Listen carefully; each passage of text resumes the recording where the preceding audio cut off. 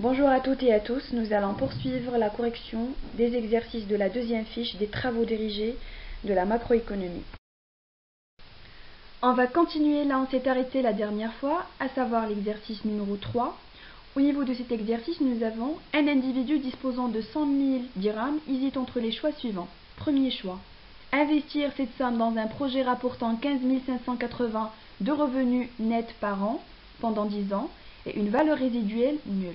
Deuxième choix, procéder à un investissement d'un montant identique dans un projet générateur de pertes nettes de 10 000 dirhams au cours des 2 premières années, puis de profits nets de 24 000 durant les 10 années suivantes et de 16 400 au cours des 2 dernières années. Dans cette hypothèse, la valeur résiduelle est égale à 30 000 dirhams. Troisième choix, acquérir et conserver durant une décennie un portefeuille d'obligations dont le taux de rendement annuel est de 9%. Cet individu vous demande de l'aider à prendre une décision. Que lui conseillerez-vous? Alors, au niveau de cet exercice, on vous demande tout simplement de décider de l'opportunité de ces deux investissements, évidemment, et de choisir l'option la plus rentable. Dans l'exercice 2, je vous ai déjà dit qu'il y a beaucoup d'éléments qui concourent à la formation du résultat de la vanne. D'abord, le SE0, c'est-à-dire le coût d'investissement, ou de manière plus explicite, l'argent qu'on va payer tout de suite et qui est considéré évidemment comme un décaissement, raison pour laquelle je vous ai dit que sa valeur doit être absolument inférieure à ce que cet individu va encaisser. C'est ce que d'ailleurs j'ai appelé la valeur actualisée. Ensuite, le taux d'intérêt qui doit être suffisamment bas pour dégager une valeur actuelle nette positive. Et donc je vous ai dit que ce taux doit être inférieur à celui du rendement interne. Puis les cash flows RI qui sont considérés comme des encaissements et dont la valeur doit être supérieure à celle de l'investissement initial. Donc la dernière fois je vous ai dit, pour savoir ou pour décider de l'opportunité d'un investissement, il suffit tout simplement de comparer la valeur actualisée. Qu'est-ce que c'est que la valeur actualisée? C'est le premier terme de la formule de la vanne, c'est-à-dire RI fois 1 moins 1 plus T puissance moins N, le tout divisé par T. Ça, c'est la valeur actualisée. Il faut comparer cette valeur-là avec celle de l'investissement initial, qui n'est rien d'autre que le S0. Donc lorsque vous allez dégager une valeur actualisée qui est supérieure à celle de l'investissement initial, sans faire le calcul, vous allez directement comprendre que c'est un projet qui est rentable et que finalement la vanne sera positive. Enfin, le nombre de périodes ou la durée de vie du projet qui joue à son tour un rôle capital dans la formation du résultat. C'est un élément très important également à ne pas négliger, même si généralement quand on parle de la vanne, l'élément peut-être le plus important c'est le taux d'intérêt, mais il ne faut pas non plus négliger le nombre d'années. Donc voilà les éléments à prendre en considération pour calculer la vanne. Passons maintenant à l'application et commençons par le choix numéro 1. Alors nous avons S0 est égal à 100 000, RI cash flow est égal à 15 580 chaque année, taux d'actualisation de 9%, le nombre de périodes N est égal à 10 ans et puis la valeur résiduelle est égale à 0. Donc qu'est-ce que c'est que la valeur résiduelle? C'est la question que certains d'entre vous vont se poser. Et bien la valeur résiduelle est la valeur d'un bien durable, une machine par exemple, une voiture, l'essentiel c'est un bien durable. Alors c'est la valeur de ce bien à l'expiration de sa durée d'utilisation. Pour notre exercice, quand on vous dit que ce projet a une valeur de vie de 10 ans, cela veut dire qu'à la fin de la 10e année, il sera totalement amorti et sa VNA, sa valeur nette d'amortissement, sera nulle. Ça rejoint ce que vous faites ou ce que vous avez déjà vu en comptabilité générale. Donc sans plus tarder, passons au calcul. Pour cela, nous allons tout simplement refaire ce que nous avons déjà fait dans l'exercice 2, donc rien d'extraordinaire. On sait maintenant que la vanne est égale à RI fois 1 moins 1 plus T puissance moins N, le tout divisé par T moins S0. Ce qu'on va faire tout simplement, c'est qu'on va remplacer chaque élément par sa valeur. Donc VNA est égal à RI, je remplace le RI par 15 580, fois 1 moins 1 plus T, je remplace le T par 0,09, le tout puissance moins N ou exposant moins N, je remplace le N par 10, par la durée de vie, et puis je divise par 0,09 qui n'est rien d'autre que le taux d'intérêt, moins et ce 0 que je vais remplacer par 100 000, par le coût d'investissement initial. On fait le calcul et on obtient une valeur actuelle nette de moins 7,56. Dès lors que la vanne est négative, ce projet n'est pas rentable et donc à rejeter. Alors, qu'en est-il du choix numéro 2? Alors, pour ce projet, nous avons les mêmes données que le choix précédent, c'est-à-dire S0 est égal à 100 000 dirhams, taux d'actualisation de 9%, durée de vie N est égale à 10, mais nous avons des cash flows différents, c'est-à-dire que cette fois-ci, les cash flows ne sont pas constants. Nous avons moins 10 000 pour les 2 premières années, 24 000 pour les 6 années suivantes, 16 400 pour les 2 dernières années et enfin une valeur résiduelle, cette fois-ci positive, de 30 000 dirhams. Alors, tout à l'heure, je vous ai expliqué rapidement ce que c'est que la valeur résiduelle. Je vous ai dit que la valeur résiduelle est la valeur d'un bien durable à la fin de son utilisation. Théoriquement, la valeur d'un bien lorsque sa période d'amortissement arrive à son échéance est égale à 0. Et là, je vous apprends rien du tout. Ça, vous l'avez déjà vu, vous allez le voir en comptabilité générale. Toutefois, il arrive que la valeur résiduelle, dans certains cas, d'un actif soit positive, même lorsque son amortissement s'achève.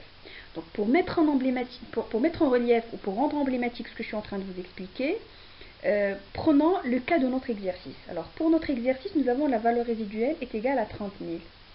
Ce qui veut dire que cet investisseur ou cet individu pourra céder l'objet de ce projet, une machine par exemple, à la fin de la 10e année à 30 000 dirhams. Autrement dit, même si cette machine va arriver à la fin de son utilisation à la fin de la 10e année, il va toujours rester fonctionnel et il va toujours valoir 30 000 dirhams. Donc c'est ce qui fait que finalement il est considéré comme un encaissement. Alors, maintenant la question qui se pose, comment allons-nous répondre à cette question, sachant d'abord que les cash flows ne sont pas constants et sachant que la valeur résiduelle est positive? Donc pour répondre à cette question, j'ai deux méthodes à vous proposer. La première méthode repose sur la formule de la vanne la moins développée que vous avez dans le cours que M. Bgar a mis à votre disposition et qui est la suivante. La vanne est égale à la sommation des RI fois 1 plus T puissance moins N moins S0. Ne vous inquiétez pas, ce n'est pas une nouvelle formule, c'est tout simplement la formule c'est une formule sur laquelle on se base pour dégager la formule développée de la vanne, à savoir RI, la vanne est égale à RI fois 1 moins 1 plus T puissance moins N, le tout divisé par T moins S0. Donc finalement, le développement de cette formule va nous permettre d'obtenir la somme d'une suite géométrique de raisons 1 plus T puissance moins N. Vous faites le calcul nécessaire et en fin de compte, vous aurez la vanne est égale à RI fois 1 moins 1 plus T puissance moins N, le tout divisé par T moins S0.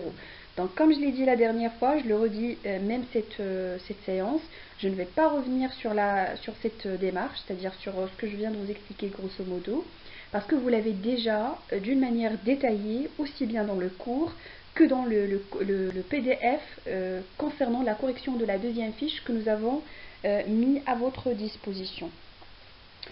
Alors, pour ce faire, c'est-à-dire pour calculer notre vanne, alors la première étape consiste à tracer une frise chronologique. Alors sur cette frise chronologique, je vais mettre les périodes en haut de 0 jusqu'à 10 et les cash flows en bas. Donc moins 10 000 pour les 2 premières années, 24 000 pour les 6 années suivantes et 16 400 pour les 2 dernières années. Puis évidemment l'investissement initial à l'instant T0 avec un signe moins.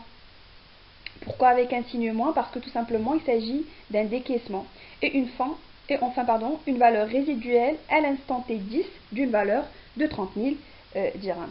Maintenant que le décor est planté, il ne nous reste qu'à faire le calcul et donc d'utiliser la formule la moins développée, c'est-à-dire la vanne est égale à la sommation des RI fois 1 plus T puissance moins N moins, moins S0.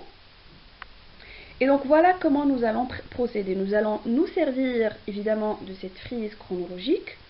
Vous avez moins 10 000 pour la première année. Pourquoi moins 10 000? Parce qu'au niveau de l'exercice, on vous a dit qu'il s'agit d'une perte nette. Donc moins 10 fois 1,09 puissance moins 1.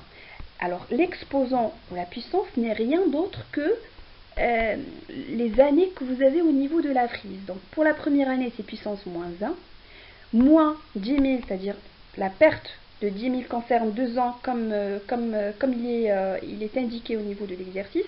Donc moins 10 000 fois 1,09 puissance moins 2, voilà. Et donc finalement, vous allez voir que j'ai exprès mis moins 10 000 en rouge pour vous montrer tout simplement que 10 000 se répète deux fois.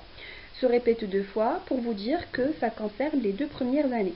Ensuite, plus 24 000 fois 1,09 puissance moins 3, voilà, donc cette valeur nette actualisée concerne la 3e année. Donc plus 24 000 fois 1,09 puissance moins 3.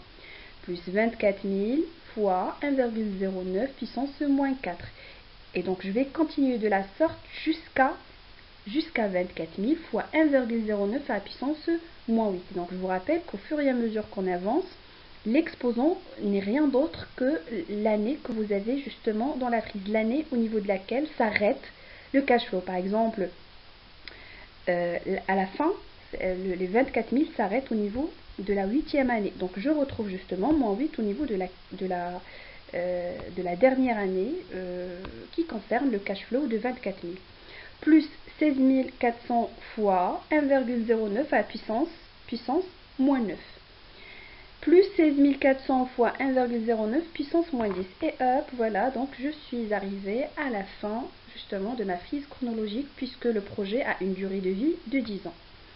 Voilà donc l'explication de la formule. Puis, je n'oublie pas la valeur résiduelle. Donc tout à l'heure, je vous ai dit que la valeur résiduelle, c'est la valeur d'un bien durable à la fin de son utilisation, c'est-à-dire on le considère comme un encaissement. Puisque c'est un encaissement, automatiquement il aura un signe plus 30 000 fois 1, j'actualise, fois 1,09 puissance moins 10. Donc la règle générale, lorsque vous avez une valeur résiduelle, quel que soit l'exercice, voilà la formule qu'il faut appliquer. Vous allez mettre plus la valeur résiduelle fois 1 plus t puissance moins n, puissance la durée de vie de votre projet. Donc pour notre cas, nous avons un t de 0,9, donc nous avons remplacé le t par 0,9. Nous avons une durée de vie de 10 ans, nous avons remplacé le n par 10. Si dans un autre exercice, vous avez une durée de vie de 5 ans, un projet d'une durée de vie de 5 ans, vous allez remplacer le n tout simplement par 5, etc. etc. Et finalement, moins l'investissement initial qui est considéré comme un décaissement. Moins 100 000. Donc je fais le calcul nécessaire. Voilà, et j'obtiens une valeur actuelle nette de 175,4. Donc puisque justement la valeur actuelle nette est positive, cela veut dire tout simplement que cet investissement est rentable.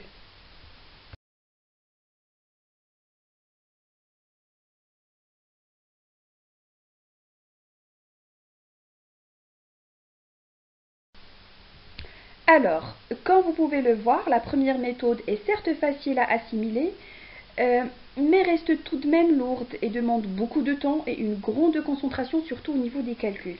Bien évidemment, je ne cherche pas à influencer votre choix. Donc, si vous trouvez que la première méthode est bien et que vous l'avez bien compris, vous souhaitez l'utiliser, faites-le, utilisez-la. En ce qui me concerne, je vous propose les 2 méthodes et je vous laisse l'embarras du choix. Vous faites votre choix comme bon vous semble.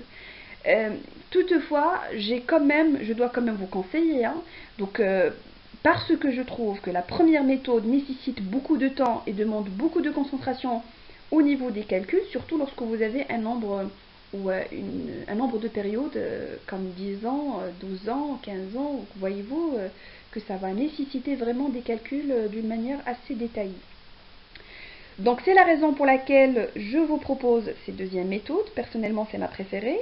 Vous allez voir que les formules que nous allons utiliser ne sont rien d'autre qu'un mix entre la formule la moins développée et la formule développée, tout simplement. Et ben voilà, allez-y, on va y aller doucement. Première étape consiste à tracer la frise chronologique comme tout à l'heure. Deuxième étape, nous allons utiliser cette fois-ci la formule développée de la vanne, à savoir RI est égal, la vanne est égale à RI fois 1 moins 1 plus T puissance moins N, le tout divisé par T moins S0. Et comme les cash flows ne sont pas constants, puisqu'ils sont différents, nous allons nous servir de la frise chronologique pour calculer la vanne. Donc, pour les 2 premières années, nous avons, comme c'est indiqué au niveau de l'exercice, cet investissement permet de dégager des pertes nettes d'une valeur de 10 000 dirhams pour les 2 premières années.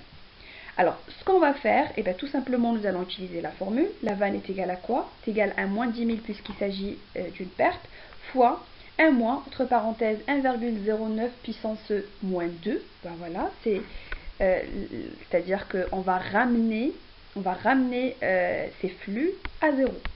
Et donc, je compte les intervalles, ça me fait 1, 2. Ben voilà, puissance moins 2. Et effectivement, ça coïncide avec 2 au niveau de la frise chronologique.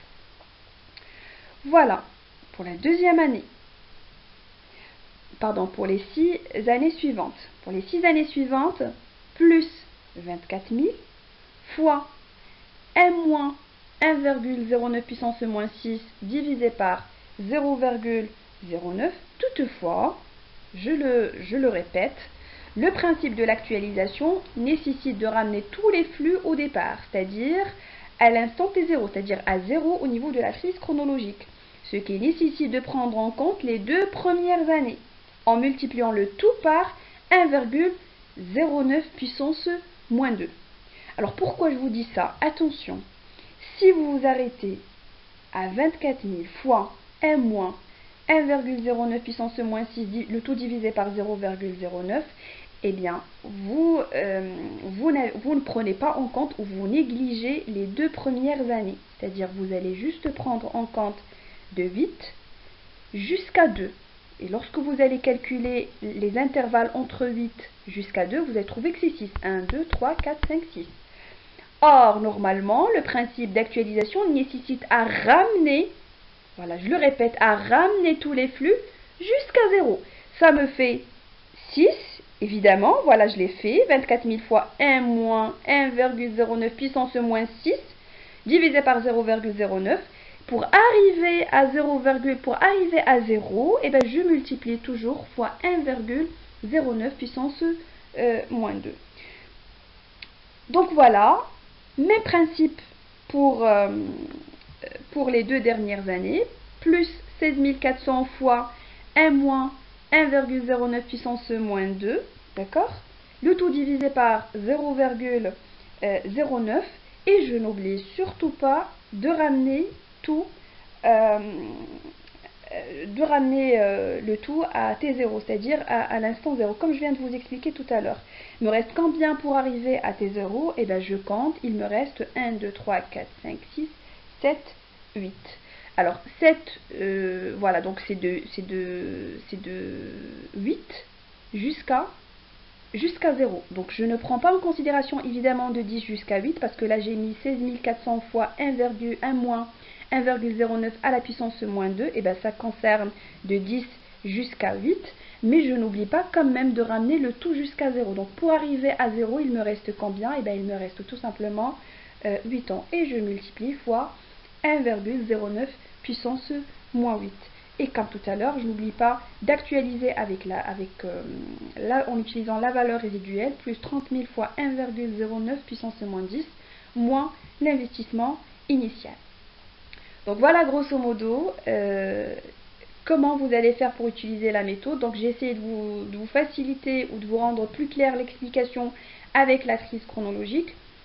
Certes, j'ai une troisième méthode, alors on va dire ça comme ça, on va tricher un tout petit peu, ce qui va vous permettre de vous assurer si vous avez bien fait votre exercice, mais également, ça peut être également utilisé par quelques-uns lorsque vous aurez des cash flows qui ne sont pas constants. Alors si vous remarquez pour la première, pour les 10 000, pour le premier terme de la vanne, moins 10 000 fois 1 moins 1,09 puissance moins 2. Alors l'exposant est toujours l'année où s'arrête le cash flow. Alors moins 10 000 s'arrête à la deuxième année, donc exposant moins 2, plus 24 000 fois 1 moins 1,09 puissance moins 6. moins 6 parce que tout simplement le 24 000 concerne 6 ans. Par contre, pour justement ramener à 0, comme je viens de vous le dire tout à l'heure, je multiplie fois 1,09 puissance moins 2. Donc finalement, pour vous assurer que vous avez bien fait les choses, la sommation ou la somme des exposants, en valeur absolue évidemment, moins 6 moins 2, ça me fait moins 8 en valeur absolue, ça me donne 8. Et bien ça coïncide exactement avec l'année où s'arrête le cash flow, où s'arrête 24 000. D'accord? Puis la même chose pour la dernière valeur, pour le dernier cash flow, 16 400 plus 16 400 fois 1 moins 1,09 puissance moins 2, puisque les 16 400 concernent 2 ans, comme c'est indiqué au niveau de l'exercice, le tout divisé par 0,09, fois, donc je ramène toujours à 0, fois 1,09 puissance moins 8. Et donc si vous faites encore une fois la sommation des exposants, moins 8 moins 2 en valeur absolue, ça donne 10. Et c'est exactement la date la date où ça, c'est pas la date, mais ça veut tout simplement dire l'année où s'arrête le cash flow.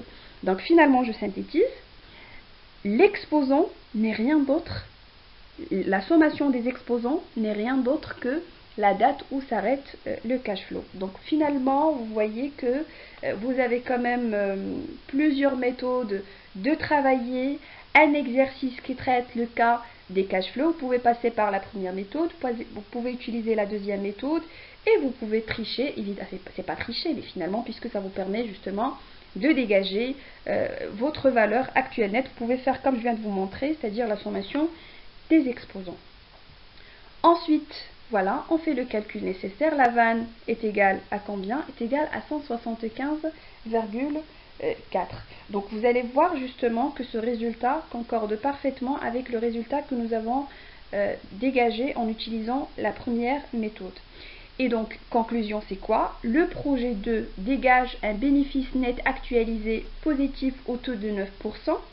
Cela implique que son taux de rendement interne est supérieur à ce niveau et l'individu a intérêt à réaliser ce projet plutôt que d'acquérir un portefeuille d'obligations. Donc, comme je vous ai dit tout à l'heure, l'idée tout simplement c'est de comparer les deux projets plus le placement et finalement de choisir l'option la plus rentable pour cet investisseur. Du moment qu'on a pu dégager quand même un projet ou un investissement avec une valeur actuelle nette positive, ce n'est pas la peine justement de passer par le troisième choix qui est l'acquisition d'un portefeuille d'obligations. C'est vrai que l'acquisition d'un portefeuille d'obligations est toujours rentable. Donc, lorsque vous décidez de vous diriger vers les obligations, vous êtes sûr et certain que vous allez pouvoir remporter les intérêts, mais ça reste quand même pas assez rentable qu'un investissement. Lorsqu'on compare la rentabilité de ce que ramènent les obligations par rapport à ce que pourrait ramener un autre investissement, l'investissement est toujours plus rentable que le placement.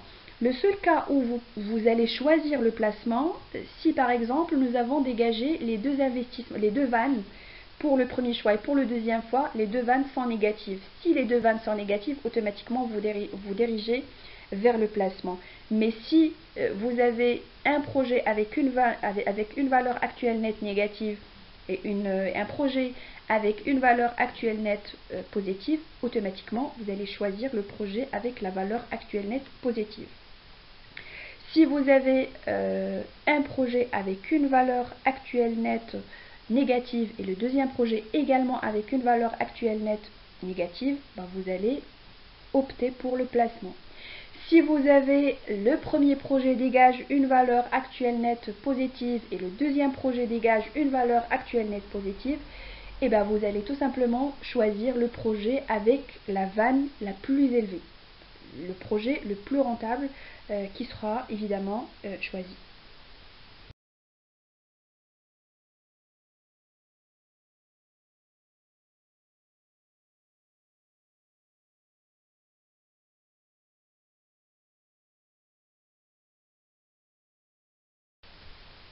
On arrive à l'exercice numéro 4 qui se présente sous forme de QCM. Alors nous avons la première question. La propension moyenne à épargner est une fonction croissante du revenu disponible, décroissante du revenu disponible ou stable. Rappelez-vous, la dernière fois, je vous ai montré comment dégager la fonction d'épargne. Et je vous ai dit que la fonction d'épargne se dégage à partir de la fonction de consommation. Ce n'est rien d'autre que YD moins la fonction de consommation. Ce qui nous permet de dégager une fonction d'épargne qui est égale à 1 moins petit c, 1 moins la propension marginale à consommer, le tout fois YD moins C0. Et je vous ai dit que l'épargne est une fonction croissante du revenu disponible. Pourquoi? Eh bien tout simplement parce que la pente de la fonction d'épargne est positive, du moment que le petit c, que la propension moyenne à consommer, est toujours comprise entre 0 et 1. Alors qu'en est-il de la propension moyenne à épargner? La propension moyenne à épargner n'est rien d'autre que la partie du revenu destinée à la consommation, à l'épargne. C'est la propension moyenne à épargner et la partie du revenu destinée à l'épargne. Alors comment faire pour dégager cette fonction ou cette propension moyenne à épargner? Pour ce faire, nous allons revenir aux données de l'exercice numéro 1, plus précisément la question numéro 2, et nous allons compléter le tableau. Donc pour cela, nous aurons besoin de S, de l'épargne. Alors l'épargne est égale à quoi? Est égale à YD moins C. Alors je prends pour chaque année de YD le revenu disponible et j'en soustrais le C, la consommation. Donc pour 2003, ça me fait 1000 moins 900 est égal à 100. Pour 2004, 1020 moins 916 est égal à 104. Pour 2005, 1040 moins 932 est égal à 108. Pour 2007, 1060 moins 948 est égal à 112. Et je continue de la même manière jusqu'à 2009. Alors voilà comment on fait pour dégager l'épargne. Maintenant, pour calculer la propension moyenne à consommer. Pour calculer la propension moyenne à consommer, vous avez deux méthodes. Alors je commence par la première, puisque je vous ai dit pour mettre en relief la définition de la propension moyenne à épargner, je vais utiliser l'épargne, c'est-à-dire les valeurs que je viens de calculer là. Donc je vous ai dit que la propension moyenne à épargner est la partie du revenu destinée à la consommation. Donc si je voudrais calculer la propension moyenne à épargner pour 2003, je vais juste prendre 100, c'est-à-dire l'épargne que je viens de calculer, divisé par 1000, divisé par le revenu disponible de l'année 2003. Donc PMS est égal à S divisé par YD. Je fais la même chose pour la deuxième année, 104 divisé par 1020. Pour 2005, c'est 108 divisé par 1040. Pour 2007, c'est 112 divisé par 1060. Ainsi de suite jusqu'à 2009. Donc voilà donc la première méthode, mais vous avez une deuxième méthode beaucoup plus simple. Pour calculer la propension moyenne à épargner, vous faites comment? Et bien tout simplement, c'est 1 moins la propension moyenne à consommer. La propension moyenne à épargner est égale à 1 moins la propension moyenne à consommer. Donc je prends le 1 moins la propension moyenne à consommer que j'ai dégagée la dernière fois. 1 moins 0,9 est égal à 0,1. 1 moins 0,898 est égal à 0,101. 1 moins 0,896 est égal à 0,104. 1 moins 0,94 est égal à 0,106, etc. jusqu'à la dernière année. Donc, comme vous pouvez le remarquer, au fur et à mesure que le revenu disponible augmente, que se passe-t-il au niveau de la propension moyenne à épargner? Eh bien, la propension moyenne à épargner augmente. Il passe de 0,1 en 2003 à 0,110 en 2009. Donc la réponse à cette question est que la propension moyenne à épargner est une fonction croissante du revenu disponible puisque sa valeur augmente au fur et à mesure que le revenu disponible augmente.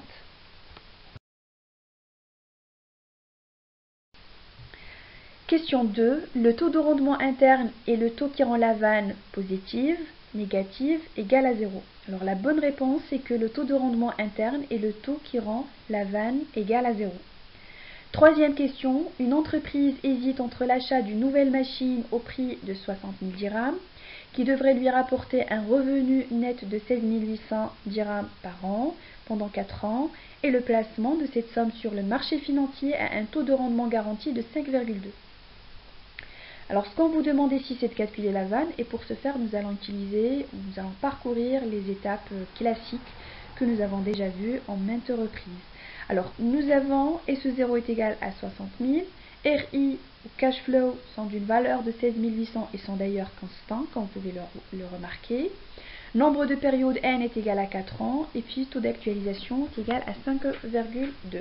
Donc pour calculer la vanne, on va utiliser notre méthode développée, qui n'est rien d'autre que RI fois M moins, entre parenthèses, 1 plus T puissance moins N, le tout divisé par T, moins SE0. Donc j'obtiens dans un premier temps, la vanne est égale à 59 296,24 moins 60 000. Je calcule la différence et je dégage la valeur actuelle nette qui est égale à moins 703,76. Du moment que la vanne est négative, on en déduit tout simplement que c'est un projet qui n'est pas rentable et donc à rejeter. Avant de passer à la quatrième question, je tiens à vous préciser une chose. Si vous avez remarqué, la valeur actualisée, c'est-à-dire 59 296,24, je l'ai mise en gras et je l'ai soulignée. Je voudrais juste vous préciser que ce n'est pas anodin, je l'ai souligné et je l'ai mise en gras pour vous dire que je vais l'utiliser pour calculer le taux de rendement interne, notamment dans la dernière question. Donc gardez-la s'il vous plaît à l'esprit, comme ça vous saurez de quoi je parle du moment qu'on va arriver au calcul du taux de rendement interne. Puisque la valeur actuelle nette de cet investissement est négative au taux d'actualisation de 5,2, l'entreprise n'a pas intérêt à entreprendre cet investissement, mais plutôt à opter pour le placement. Donc l'entreprise doit choisir non pas l'investissement, mais le placement, puisque la vanne est négative. On passe directement à la dernière question. Au niveau de la dernière question, on vous demande de calculer le taux de rendement interne du projet d'investissement. Alors, pour calculer le taux de rendement interne, je vous ai dit la dernière fois qu'il faut utiliser la table financière. Toutefois, le recours à la table financière n'est pas toujours évident, car dans certains cas, le rapport entre le S0, c'est-à-dire entre l'investissement initial et le RI, et les cash flows, n'est pas toujours repérable sur la table financière. Il est le plus souvent compris entre deux valeurs consécutives. C'est le cas de notre exercice. Si vous prenez par exemple 60 000 et vous la divisez par 18 000, et ben ça va vous donner 3,57142,857. Et donc si vous essayez de la chercher sur la table financière numéro 5, vous n'allez pas être capable de la repérer comme ce qui était le cas de l'exercice précédent. Vous allez voir justement qu'il est comprise entre deux valeurs consécutives. Et donc pour trouver le taux avec précision, il faut plutôt recourir à la méthode de l'interpolation linéaire que vous avez déjà vue en mathématiques et en statistiques. Alors, puisque le taux de rendement interne rend la vanne est égal à 0, ça veut dire quoi? Ça veut dire que 0 est compris entre une valeur négative, entre une valeur actuelle nette négative et une valeur actuelle nette positive. Il me faudra donc un taux qui rend la vanne négative et un taux qui rend la vanne positive. On va y aller mollo. Première étape consiste à chercher un taux d'actualisation qui va rendre la vanne négative. Donc c'est pas la peine de chercher puisque nous avons déjà tout à l'heure, lorsque nous avons calculé la vanne, nous avons dégagé une valeur actuelle nette de moins 703,76 avec le taux d'actualisation de 5,2.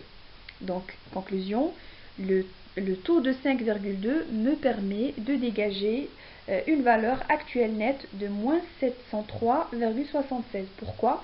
Parce que tout simplement la valeur actualisée qui est de 59 296,24 est inférieure à l'investissement initial de 60 000. Rappelez-vous que l'investissement initial est un décaissement, donc il a toujours un signe moins, et la valeur actualisée est un encaissement. C'est pourquoi il a un signe plus. Donc, puisque la valeur actualisée est inférieure à l'investissement initial, c'est ce qui explique le fait que la vanne est négative.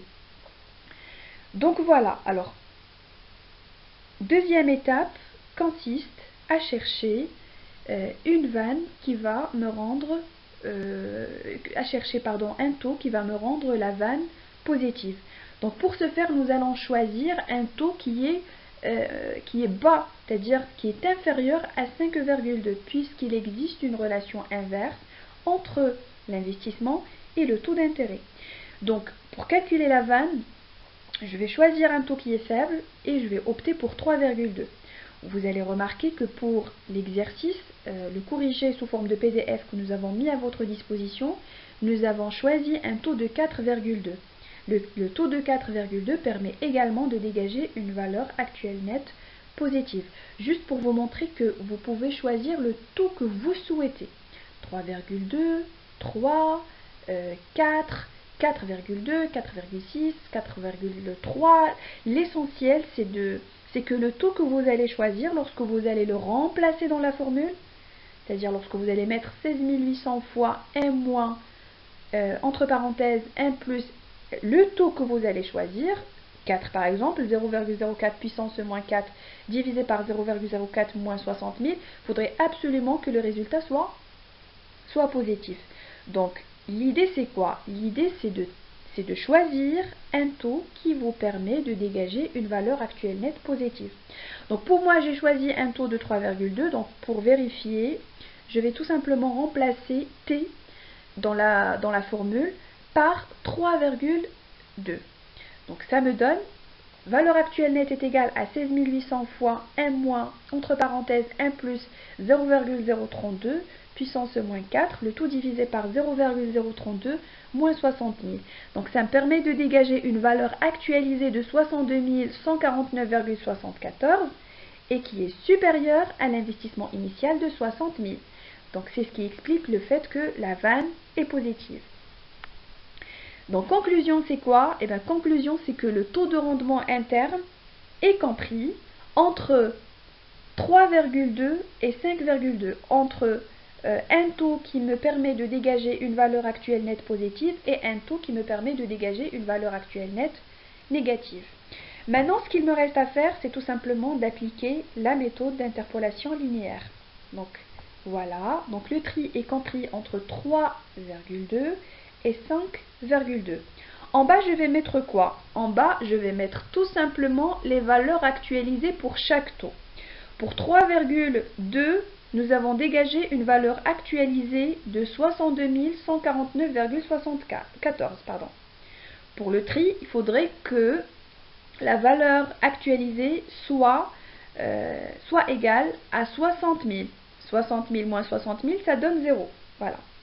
Pour un taux de 5,2, nous avons dégagé une valeur actualisée de 59 296,24. Donc voilà, donc j'ai tracé ma droite, enfin j'ai utilisé la méthode d'interpolation linéaire. Maintenant, ce qui me reste à faire, c'est tout simplement de calculer. Alors pour faire le calcul, on va prendre 5,2 moins 3,2 divisé par le tri moins 3,2, ce que je fais en haut, je refais la même chose en bas, est égal à 59 296,24 moins 62 149,74. Le tout divisé par 60 000 moins 62 000, 149,74.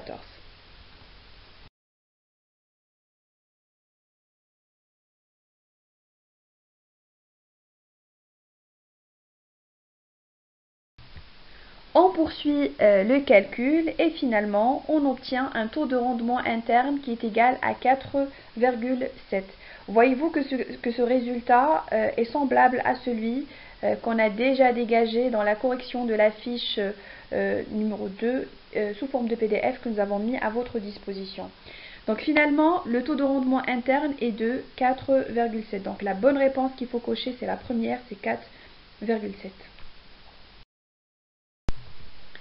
C'est tout pour la correction de cette deuxième fiche. J'espère qu'il vous a été utile. Si vous avez des ambiguïtés, n'hésitez pas à laisser vos questions en commentaire. Quant à moi, je vous remercie de votre attention.